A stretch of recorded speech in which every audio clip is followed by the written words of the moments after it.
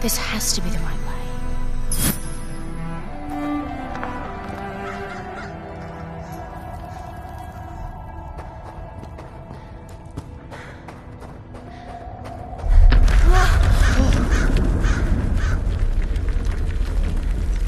Before we continue, let's stop a moment and take a look at some of the key features of this demo. Much of what you see was built with Quixel Megascan assets, but instead of using the game versions, we used the cinematic versions, which would typically only be used in film. There are around 1 million triangles each, and thanks to virtual texturing, they all use 8K textures as well. Nanite can render an insane number of triangles very quickly. There are over 1 billion triangles of source geometry in each frame that Nanite crunches down losslessly to around 20 million drawn triangles. What does that many triangles look like? This isn't noise. These are the triangles, each a different color. Most are so small that they look like noise. Nanite achieves detail down to the pixel, which means triangles are often the size of pixels. This amount of geometric detail requires shadows to be pixel accurate as well, and Nanite can do that too. Speaking of lighting, all of the lighting in this demo is completely dynamic, with the power of Lumen that even includes multi-bounce global illumination. No light maps, no baking here. Without GI, all of that beautiful lighting is gone.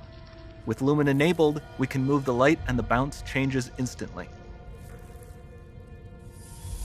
Okay, let's keep going.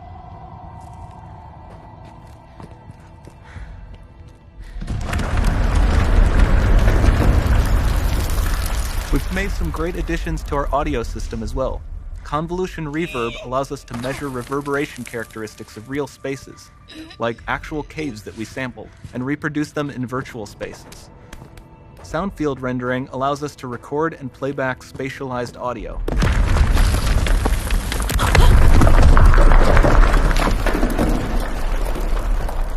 All of this adds up to a more immersive experience.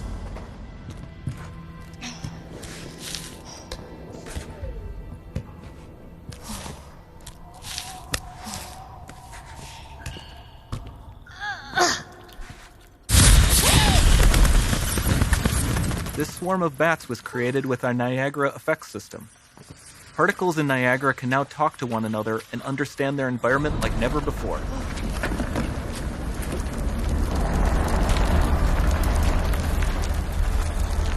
We've also added a ton of new functionality to run fluid simulations like you see in the water below.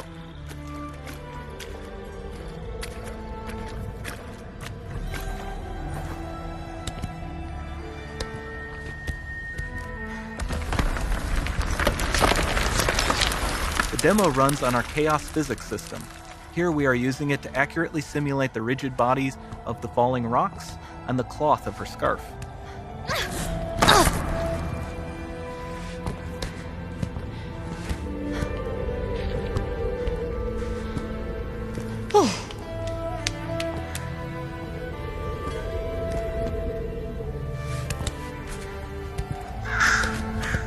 Now that the environment is so complex, we've needed to greatly improve our animation systems to adapt.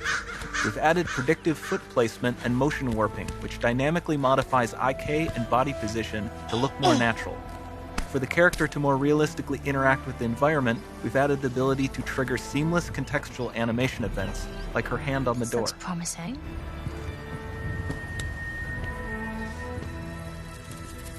Dynamic GI is amazing, not just for speeding up iteration, but also for its impact on gameplay. Nice. Any light source can move while still having beautiful bounce lighting. Dynamic illumination means specular as well, which you can see on all the metal surfaces. You can even see the Niagara-powered bugs reacting to the light. Lumen not only reacts to moving light sources, but also changes in geometry.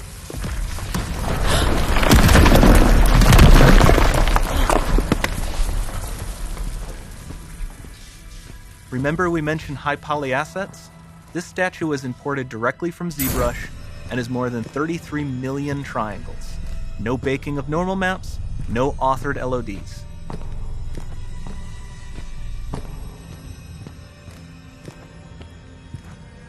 And we can do more than a single statue. There are nearly 500 of that exact statue at the same detail level placed in this room for a total of over 16 billion triangles from statues alone. Over this entire demo, there are hundreds of billions of triangles.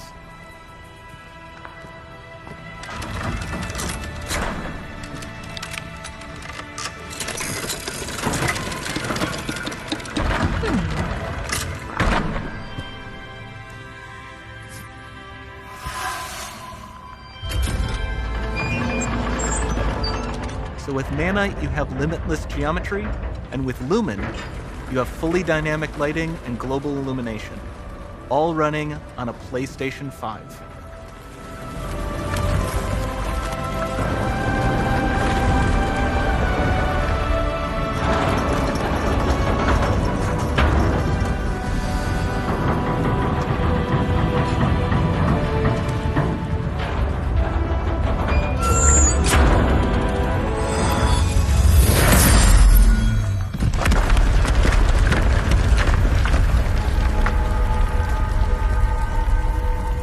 There's not much time left. And this doesn't need to be constrained to small rooms. It can stretch all the way to the horizon. The portal, it's open. Don't fail me now.